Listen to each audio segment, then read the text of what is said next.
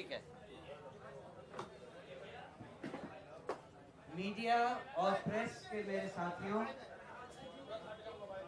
यहाँ उपस्थित देवियों और सज्जनों, आज मुझे ये कहते हुए बहुत गर्व महसूस हो रहा है कि एक ऐसे व्यक्ति ने जो देश की लगभग शीर्षतम स्तर पर आकर देश की रक्षा में अपना योगदान दिया है, उनको मैं आपसे इंट्रोड्यूस करवा रहा हूं। ये एक ऐसे शख्स हैं जिन्होंने सन ऑफ द सॉइल की तरह धरती से अपनी प्रारंभिक शिक्षा आरंभ की और गांव में ही हायर सेकेंडरी स्कूल के बाद आगे की पढ़ाई जारी की।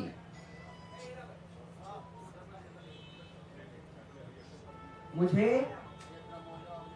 उनका धन्यवाद करना चाहिए जन स्वराज पार्टी की तरफ से कि आज lieutenant general SK. Singh, Shri Krishna Singh आज तरारी लोकसभा विधानसभा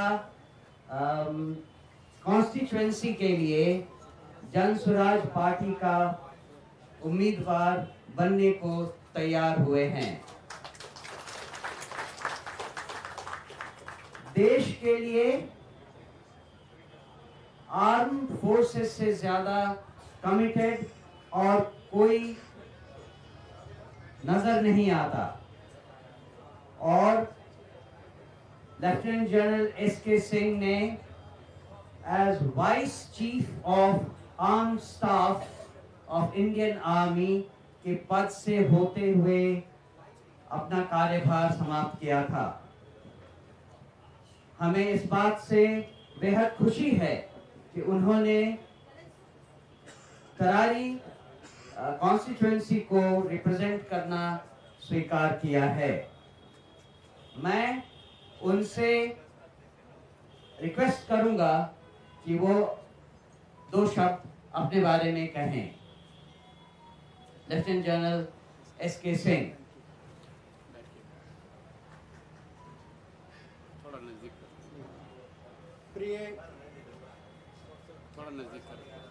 प्रेस के भाइयों और बहनों, कुछ दिन पहले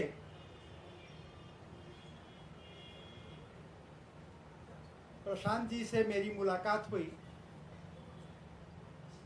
और जिस तरह से ये काम बिहार में कर रहे हैं, हर बिहारी उसको फॉलो कर रहा है और मैं भी बहुत ज़्यादा इम्प्रेस था उनसे कि वे और उनकी टीम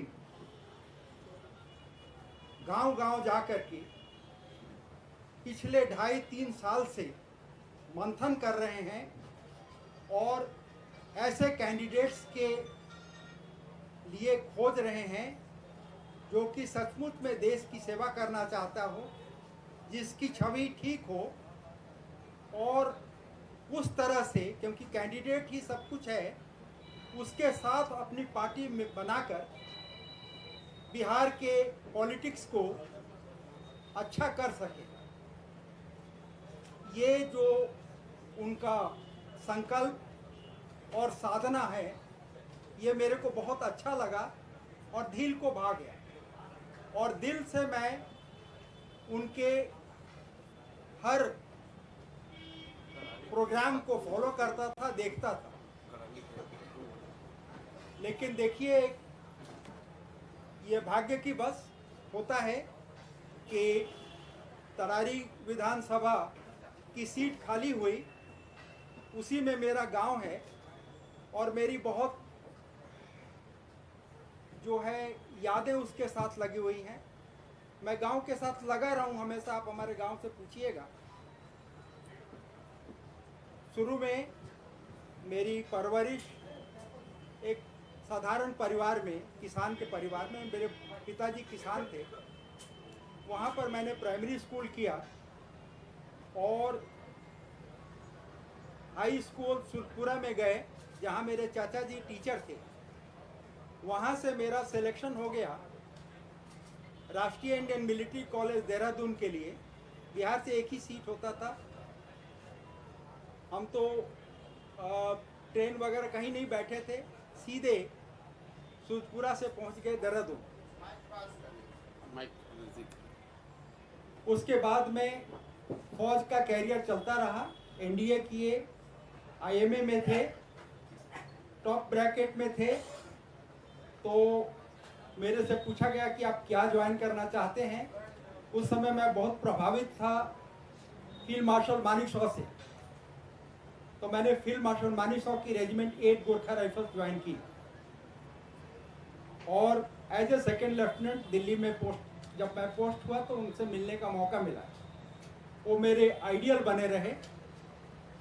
और आगे की कहानी कहने से पहले मैं बता देता चाहता कि जब वो 2008 में उनका देहांत हुआ तो मैं उनके साथ था 4 दिन। और वो हमारे रेजिमेंट के पहले कर्नल ऑफ द रेजिमेंट होते हैं। कर्नल फादर फिगर होता है और मैं 8वां कर्नल ऑफ द रेजिमेंट था जिनके हाथों में उन्होंने दम तोड़ा। तो मेरा लगाव उनके साथ हमेशा लगा रहा। फिर उसी बटालियन को मैंने कमांड किया। इंडियन आर्मी के जो लोग जानते हैं सबसे कठिन इलाका होता है सियाचिन ब्रिगेड। मेरे को सियाचिन ब्रिगेड कमांड दिया गया सबसे ज़्यादा टेन्योर के लिए, टाइम के लिए। उसके बाद मैंने कुपवाड़ा डिवीजन में कमांड किया जहाँ पर कि 2005 में अर्थक्वेक आया था। वहाँ का पूरा रिहैबिलिटेशन करवाया। जनरल सिन्हा जो होते थे उस समय गवर्नर होते थे और मेरे को वहाँ के अति विशिष्ट सेवा मेडल से सम्मानित किया गया। उसके बाद में मैं उसी रैंक में पूना गया सदर्न कमांड में, जहाँ पर कि मिलिट्री वर्ल्ड गेम्स किया जा रहा था पहली बार। उसका पूरा संचालन मेरे हाथों में था और बहुत अच्छा प्रेज हुआ। उसके बाद में मैंने लेह का, जो कि हमारे इंडियन आर्मी का सबसे कठिन और सबसे बड़ा कोर है, उसका कमांड दिया गया। उस समय चाइनीज़ का जो बिल्डअप हो रहा था उसके लिए पूरा आर्मर्ड रेजिमेंट्स और टैंक्स उस समय मैं अपना श्रेय ले सकता हूं कि मैंने उसको इंडक्ट कराया।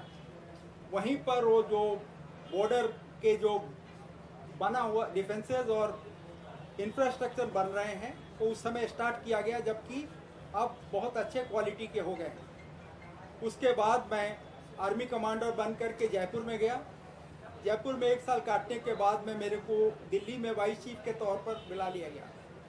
वाइस चीफ के तौर पर जब मैं था तो उस समय उत्तराखंड का जो त्रासदी हुई थी उसका पूरा ऑपरेशनल कंट्रोल मैं ऑप्स रूम से किया। और उसके बाद जब मैं रिटायर किया 2013 के अंत में, एक दिन भी गैप नहीं था मेरे लिए। 4 साल के लिए मेरे को आर्म फोर्सेस ट्रिब्यूनल में एडमिनिस्ट्रेटिव मेंबर के तौर पर वहां पर नियुक्ति किया गया। अब जब मेरा पूरा 41 साल फौज की नौकरी, 4 साल जज की नौकरी, ये सब पूरा होने के बाद जब मैंने पीछे देखा तो मैंने कहा कि मैंने फर्स्ट इनिंग्स जितना हो सकता था देश की सेवा में लगा दिया। अब सेकेंड इनिंग्स में मेरे को अपने गांव की तरफ जाना है।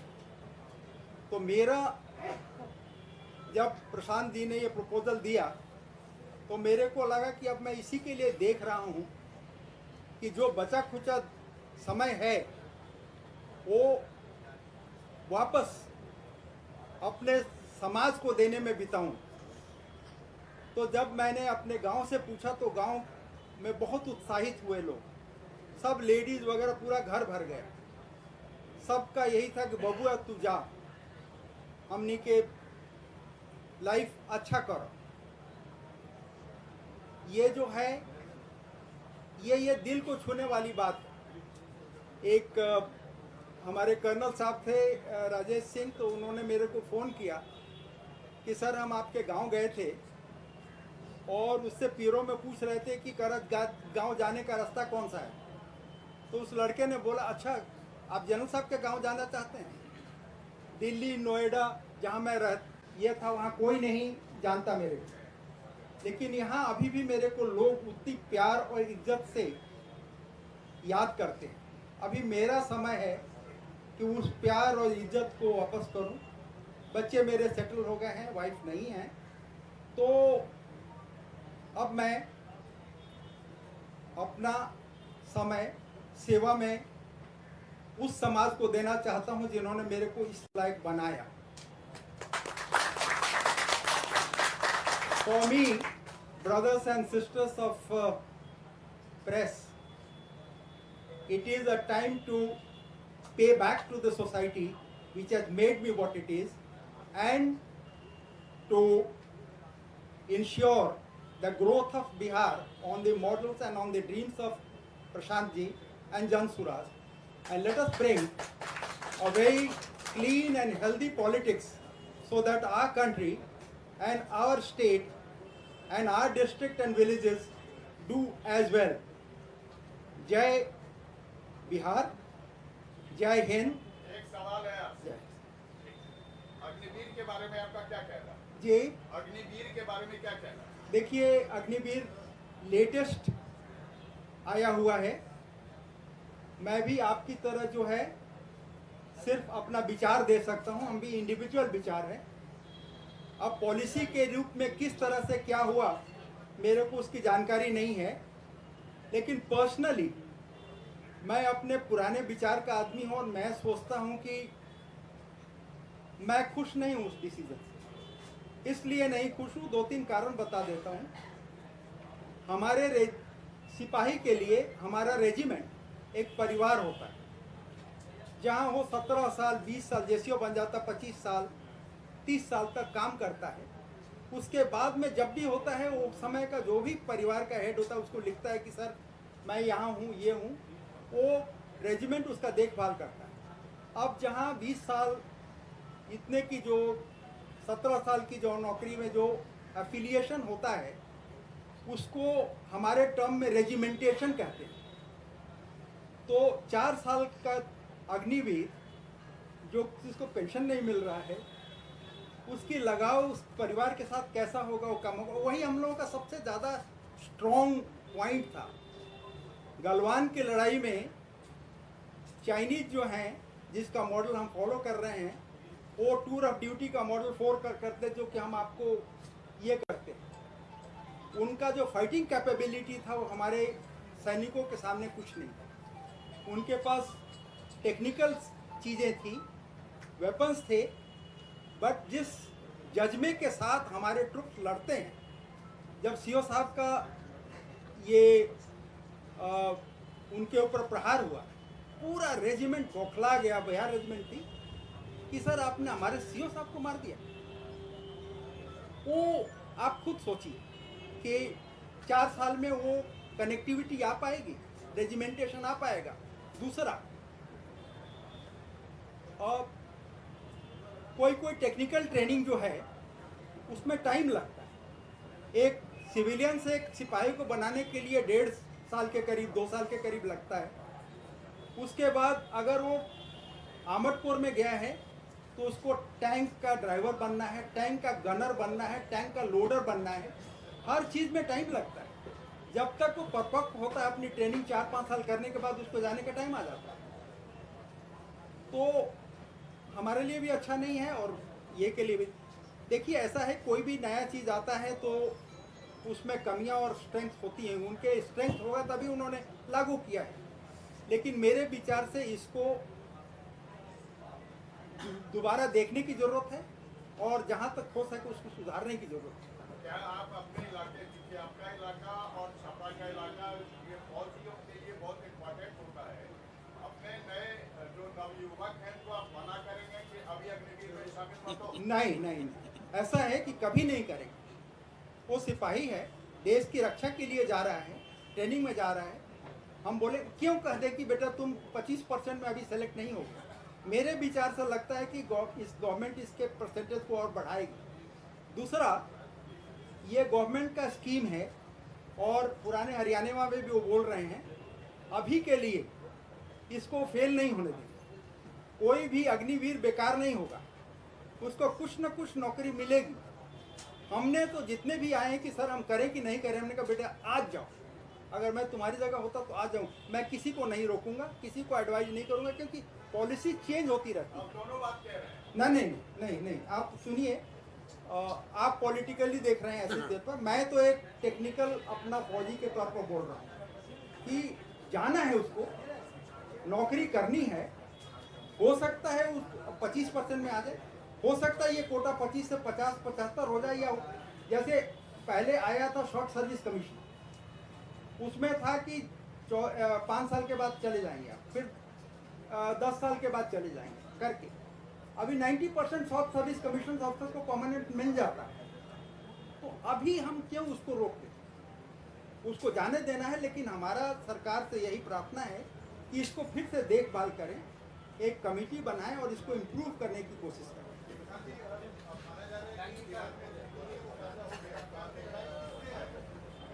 सबसे पहले तो आप सभी मित्रों का धन्यवाद। आप लोग इतनी गर्मी में इतनी बड़ी संख्या में आए हैं। मैं लेफ्टिनेंट जनरल एसके सिंह का, माननीय अध्यक्ष भारती जी का और सभी साथियों का यहाँ अपनी ओर से भी अभिनंदन कर रहा हूँ। और आपको बस इतना ही कहूँगा कि जो बात जन सुराज में हमने बिहार के गांव-गांव की जनता को मैंने आश्वस्त किया है, ये उसका आज पहला उदाहरण आपके सामने पेश कर रहे हैं। जो मैंने ये बात बताई है, इसी बिहार की मिट्टी से, इसी बिहार के गांव-गांव को मत के ऐसे लोगों को चुनकर निकालेंगे जो हर व्यक्ति प्रशांत किशोर से ज्यादा काबिल हो, प्रशांत किशोर से ज्यादा बेहतर हो। इसी मिट्टी से, उसी करत गांव से, तरारी से, आप सब यहाँ पत्रकार बंधु हैं। तरारी की पहचान क्या है? बालू माफिया, भूमि माफिया, वो जातीय हिंसा का केंद्र रहा है। उसी तरारी के गांव से, करत से निकले हुए हमारे एसके सिंह साहब भी हैं, वो भी बिहार के लाल हैं। और ये जन सुराज की पहचान है और ये बिहार की पहचान बने, ये उसका अभियान है। और हमने पिछले प्रेस वार्ता में आपको कहा था कि जब भी कोई निर्णय हम लोग लें तो आप लोग उसका पूरा स्क्रूटनी कीजिए कि जो प्रशांत किशोर ने, जन सुराज के साथियों ने कहा, उस पर वो कायम है कि नहीं है। और मैं आप सबको चुनौती भी दे रहा हूं कि आप जनरल एसके सिंह से बड़ा और बढ़िया बिहार का बेटा, तरारी का बेटा ढूंढ कर दिखाइए। हम बिल्कुल मानने के लिए आप अपनी गलती मान लेंगे। इस उम्र में भोजपुर की पहचान क्या है? लोग कहते हैं बाबू कुंवर सिंह 81 साल के उम्र में अंग्रेजों से लड़े थे। इस उम्र में लेफ्टिनेंट जनरल जो vice chief of army staff है, आपकी जानकारी के लिए बता दूं, बिहार से सिर्फ 2 ही लोग आज तक vice chief of army staff बने। एक एसके सिन्हा साहब थे और एक दूसरे लेफ्टिनेंट जनरल एसके सिंह साहब। इस साधारण अचीवमेंट नहीं है बिहार के बच्चे के लिए। गांव से निकला हुआ लड़का वहां पहुंच गया और ये अचीवमेंट बड़ी गौरव की बात तो है, लेकिन उससे गौरव की बात यह है कि इस उम्र में सारा सुख सुविधा छोड़कर, जैसा जनरल साहब ने बताया, इनकी पत्नी नहीं है, 2 बच्चे यूनाइटेड स्टेट्स में रहते हैं, दिल्ली में अच्छी जिंदगी चल रही है, जीवन भर के लिए सारी सुविधा मिली हुई है, वो सब छोड़कर वापस तरारी में आकर चुनाव लड़ना, ये दिखाता है कि बिहार के लोगों में अपनी मिट्टी को सुधारने का जज्बा अभी दबा है, खत्म नहीं हुआ। इसलिए जन सुराज का जो ये अभियान है, हर गांव से, हर क्षेत्र से ऐसे बच्चों को, ऐसे लोगों को, बिहार के लाल को ढूंढ कर निकालेंगे। और बिहार की जनता के सामने ये अवसर होगा कि अपने सबसे काबिल बच्चों को चुनकर सदन में पहुंचाए, जो कि आपकी जिंदगी को सुधार सके। इसलिए तहे दिल से एक बार फिर से एसके सिंह साहब का धन्यवाद कर रहे हैं। कोई vice chief of army staff वो एमएलए का चुनाव लड़ने आ जाए, आज तक बिहार के इतिहास में हुआ नहीं। ये एमएलए का चुनाव लड़ने नहीं आ रहे, ये बिहार को सुधारने के इस अभियान का हिस्सा बनने आए। ये हमारे लिए, जन स्वराज परिवार के लिए, जन स्वराज की सोच से जुड़े हुए सभी लोगों के लिए गौरव की बात है कि ये बिहार के हैं, तरारी के हैं, और इन्होंने बहुत लड़ाई लड़ी है। इन्होंने अभी कुछ आपको गिनवाए कि किन किन कमांड को इन्होंने लीड किया है, कहां कहां देश में इन्होंने सेना का नेतृत्व किया है। अब एक जीवन का ये भी नेतृत्व करने जा रहे हैं जहां तरारी की जनता को, भोजपुर की जनता को वहां के माफियाओं से मुक्त कराने की लड़ाई जन स्वराज जनरल साहब के नेतृत्व में लड़ेगी। ये आगे आगे जनरल के तौर पर चलेंगे, हम लोग सब इनके साथ अपनी पूरी ताकत से लगेंगे। मैं यहाँ तरारी से आए हुए कुछ हमारे साथीगण हैं, जिला परिषद साहब हैं, मुखिया जी हैं, ये सारे लोग जिनके सहमति से इनका चुनाव हुआ है, मैं चाहूंगा इनका भी मैं धन्यवाद करूंगा। ये सारे लोग ही मिलकर वहां की जनता के आशीर्वाद से इनको जिता कर लाएंगे। प्रशांत किशोर और हम लोग की जो टीम है वो तो लगेगी ही, और आप लोग ये दबाव बनाकर रखिए हम पर। हर उम्मीदवार जब घोषित हो तो ये दबाव बनाकर रखिए, 243 में एक भी उम्मीदवार गलत हो तो मेरा गर्दन पकड़िएगा। बहुत बहुत धन्यवाद जी। अब आप बताइए कि जिसने जीवन में प्रमाणिक, जिसका जीवन खरा सोना है, तपा तपाया खरा सोना, उसको चुने, आकि नया नया अभी जो गोल्ड बन रहा है उसको चुने। आप खरा सोना चाहते हैं जो तपा तपाया है, जीवन के हर परिस्थिति में। आप काहे चिंता कर रहे हैं? आप युवाओं की चिंता में आप काहे घबराए जा रहे हैं? हमसे युवा कौन है यहाँ? हम आपको युवा दिख रहे हैं कि बुजुर्ग? हम बीच में है ना। तो अभी कई गो सीट अनाउंस हुआ, पहला सीट है, कई गो बाकी है। क्या है रोल गोल अभी बताते हैं आपको। 242 सीट बाकी है। आप लोग को घबराहट बहुत है। 2020 कवर करते करते आप लोग को आदत हो गया। अभी जितने उपचुनाव में जितने कैंडिडेट खड़े होंगे उसमें जनरल एसके सिंह से बड़ा प्रोफाइल का, बढ़िया प्रोफाइल का कोई दिखे तो हमको जरूर बताइएगा। वो दूसरे दल का भी होगा तो उसको समर्थन हम करेंगे। बिल्कुल चारों के चारों होंगे। आज पहली बानगी शुरुआत की है और आगे 3 की घोषणा भी अगले 2-3 दिन में करेंगे। अरे भाई, समीकरण एक ही है, बिहार को सुधारने का समीकरण। गठबंधन एक ही है, बिहार की जनता के साथ गठबंधन। संकल्प एक ही है कि बिहार का हर वो व्यक्ति जिसके मन में बिहार को सुधारने का जज्बा है, जिसमें काबिलियत है, हुनर है, उस आदमी को लाकर वापस जन स्वराज की व्यवस्था से जोड़कर बिहार को सुधारने का संकल्प है। उसको एक कदम भी आगे पीछे नहीं होने देंगे।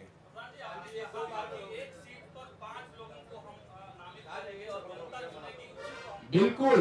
तो नामित आपको थोड़े ना बताएंगे। जो नामित लोग हैं, ये बगल में बैठे हुए हैं, एक नामित वो थे, उनके बगल में एक बैठे हुए नामित वो थे, और सब पांचों ने मिलकर एक नाम पर सहमति की है। हमने कहा ना भाई, देखिए आप अपना परिचय बता दीजिए। आपको घोषित कर रहे हैं एक संभावित उम्मीदवार में, वहां के जिला परिषद 2 बार आपकी पत्नी जीती हुई है। आप अपना परिचय दे दीजिए। ऐसा नहीं है कि कोई एक कमरे में बैठ के तय हुआ। वहां पर जो 5 लोग नामित थे, उन 5 साथियों ने बैठ के कहा कि नहीं, हम में से जनरल जनता नहीं है, पत्रकार चुनेगा तो जनता है, तरारी की जनता चुनेगा तो गलत है। हमने कहा है कि हर सीट पर 5 संभावित उम्मीदवार चुने जाएंगे और उसमें से एक सबसे काबिल व्यक्ति, वो 5 और जन स्वराज परिवार से जुड़ा हुआ हर व्यक्ति चुनकर बताएगा। तो हम सिर्फ उम्मीदवार नहीं बैठा रहे, इनके साथ जो संभावित उम्मीदवार थे उनको भी बगल में बैठाया है। अब आप पहचान नहीं रहे हैं, पहचानने का प्रयास नहीं कर रहे। बिल्कुल ये कर रहे हैं। बताइए जी। मैं घनश्याम मेरा नाम हुआ। और तरारी से मेरा जब से जन्म हुआ है तब से मेरा लगाव रहा है। मेरी जन्मभूमि तरारी के क्षेत्र रहा है। मेरी पत्नी सहार, तरारी विधानसभा में सहार के 12 पंचायत, तरारी के 19 पंचायत, पीरो नगर परिषद और पीरो के 7 पंचायत शामिल है। इन्हीं सब क्षेत्रों का हमने एक बार तरारी से भी और 2 बार मेरी पत्नी जिला पार्षद के रूप में सहार से चयनित हुई है।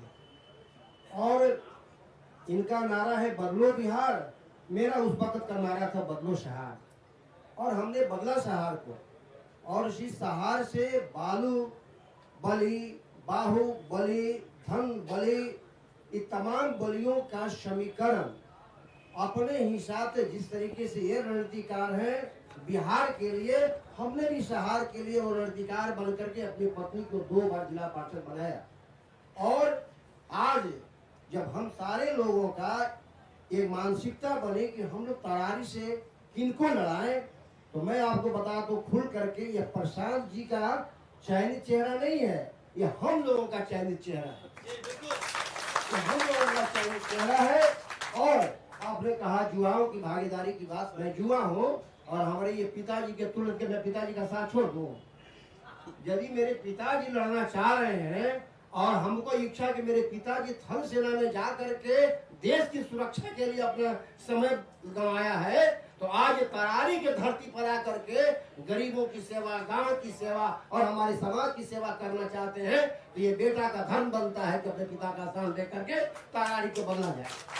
और तरारी को बदलने का जिम्मा ये सिर्फ इन्हीं पर नहीं है।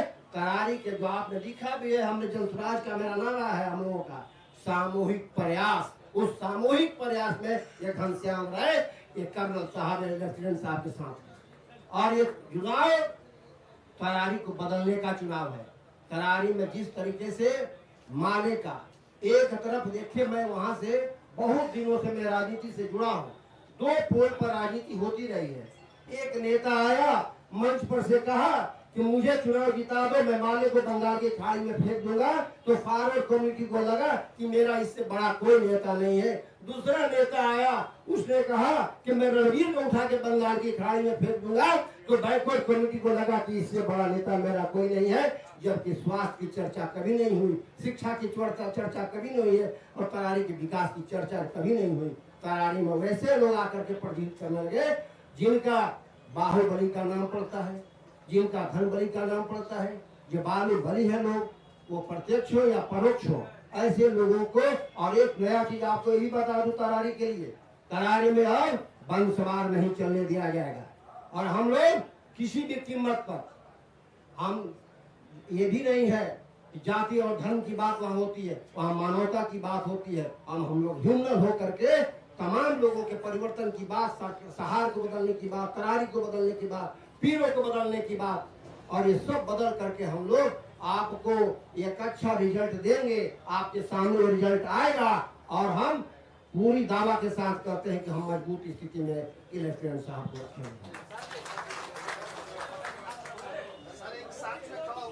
चलिए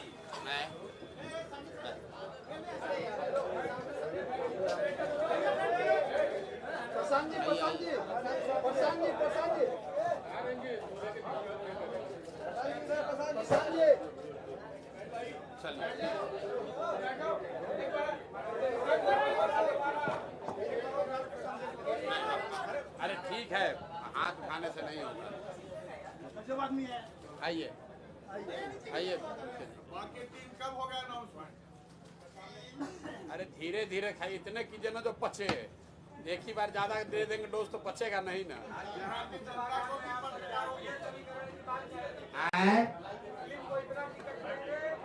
तो चारों घोषित तो होने दो भैया, समीकरण तब न बनाओगे जब चारों घोषित होगा। जी जी, इसके लिए क्या सवाल उठा रहे हैं?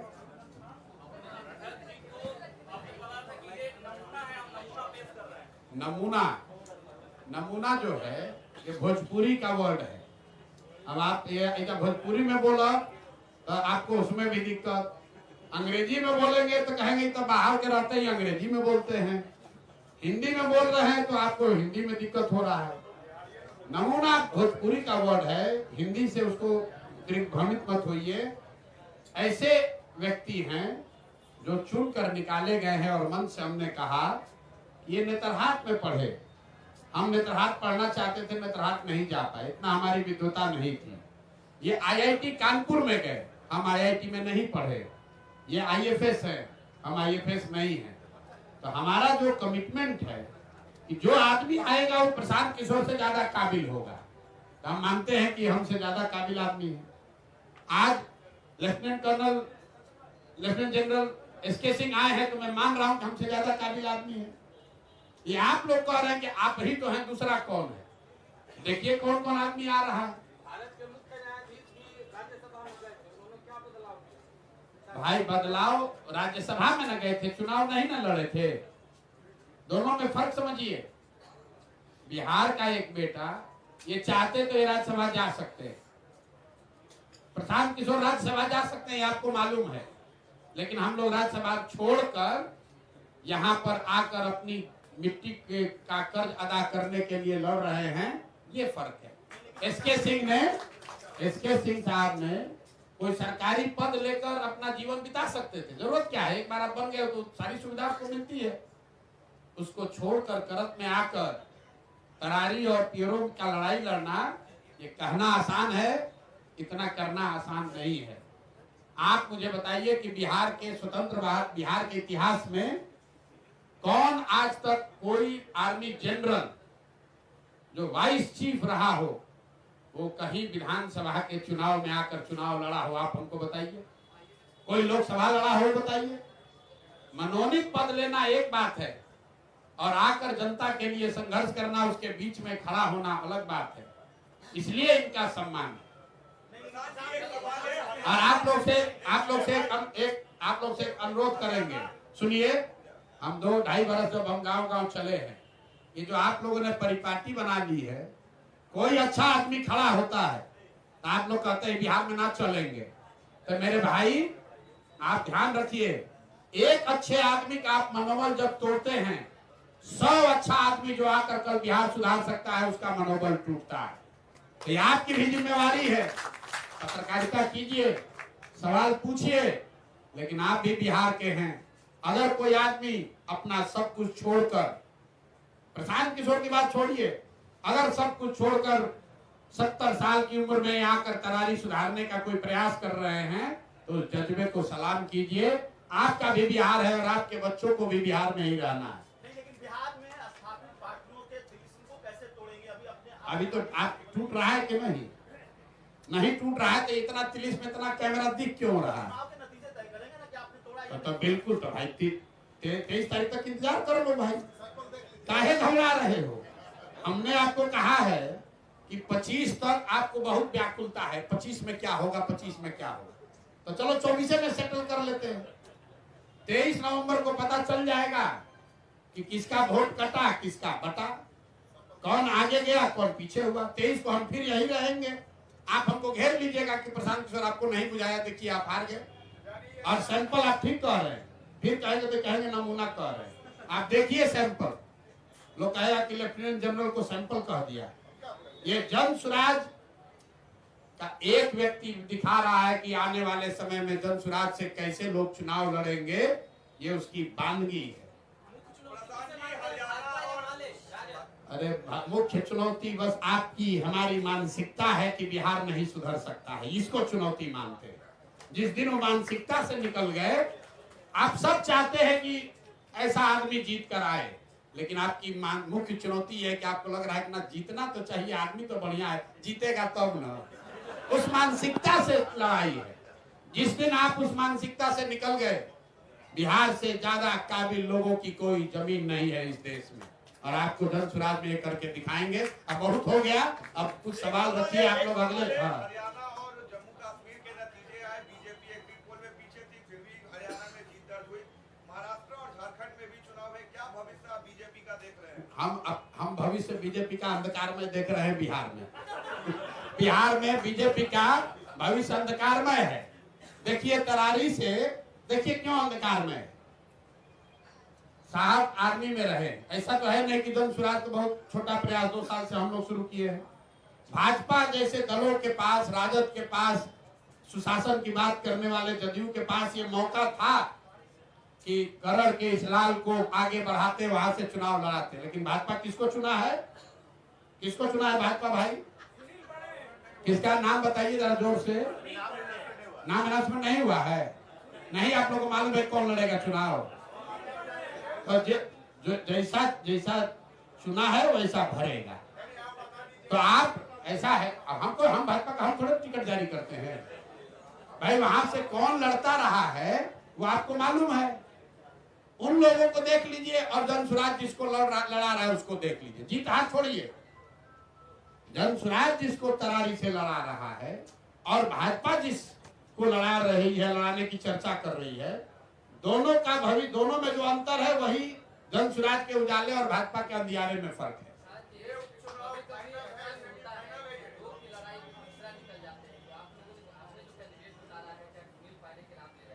हम नाम लिए किसी का? आपको मालूम है कौन भाजपा से लड़ेगा? बोलिए, जोर से बोलिए, कौन भाजपा से लड़ेगा? बोलिए जोर से जरा। हम लोग को नहीं मालूम है। अरे आप बताइए ना, किसका नंबर बताइए। नाम बनाने का है, घबरा रहे हैं? अरे हम भैया किसको फायदा? पहले नाम बताओगे तब ना बताएंगे किसको फायदा। हम कहाँ बुलवा रहे हैं भाई? भाजपा ने आप लोगों से के माध्यम से खबर हुआ कि भाजपा ने अभी उम्मीदवार घोषित नहीं किया, लेकिन मैं जानता हूं कि इनकी कितनी कुवत है। ये जाति, धर्म और जातीय हिंसा, माफिया, चुनाव विनेबिलिटी के नाम पर गलत लोगों को टिकट देने से आगे बढ़ नहीं सकते हैं। वैसे ही किसी गलत आदमी को टिकट देंगे। हम लोग चुनाव हारे या जीते, गलत आदमी को टिकट नहीं देंगे।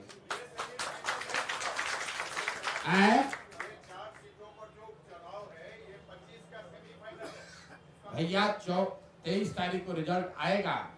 यही सेमीफाइनल है, यही फाइनल है। जो लोग हारे तो कहानी उनका गया। जी जी, क्या ये सच है सर कि 2014 में आरा से बीजेपी आपको लड़वाना चाहती थी, आपने मना किया था? नहीं, ऐसा बात नहीं है। क्या हुआ था कि मैं 2013 दिसंबर में रिटायर कर रहा था। अपने स्कूल में और आरा में कुछ एक्स सर्विसमैन के लिए मैंने काम किया, तो उस समय मेरा पॉपुलैरिटी पीक पर था। सब लोगों ने सोचा कि मैं पॉलिटिक्स में आ रहा हूँ, लेकिन उससे पहले मेरे को appointment letter Arm Forces Tribunal का मिल चुका था, जो कि एक हाई कोर्ट जज के बराबर है। तो मेरे को लेने नहीं लेने ऑफर और ये कि कोई ही नहीं। पहला ऑफर मेरे को, मैं पब्लिकली बोल रहा हूँ, पहला पॉलिटिकल ऑफर जन स्वराज से ही मिला और मैंने उसको स्वीकार किया, क्योंकि मैं इनको फॉलो करता रहा हूँ। आरजेडी से पहला ऑफर मिलता था, आप स्वीकार करते हैं? अब ये गजब बात आप लोग करते हैं। मिला ही नहीं, तुम क्या करते? अब हम ये चाहते हैं कि जब जनरल साहब जीत जाए तो आप लोग को आर्मी के कॉम्बैट ट्रेनिंग में बुलाया जाए, आप लोग का फिटनेस चेक करने के लिए। आप लोग ये आए हैं जनरल साहब, तो सारे पत्रकार लोग घेर लिए हैं। कोई अग्निवीर पर पूछ रहा है, कोई आरजेडी से। अरे भाई, आप आए हैं, ये बिहार की सेवा के लिए आए हैं, इस मिट्टी के भले के लिए आए हैं। आप लोग शुभकामना दीजिए। आपने सवाल कर लिया, सवाल आपका गोली सुनने के लिए तो हम बैठे ही हुए हैं। 243 एसके सिंह कहां से लाएंगे? एक एसके सिंह कहां से आए? एक भारती साहब कहां से आए? जहां से भारती साहब आए, जहां से एसके सिंह आए, वहीं जहां से प्रशांत किशोर आए, वहीं से 200 और लोग आएंगे। बिल्कुल, बहुत बहुत धन्यवाद।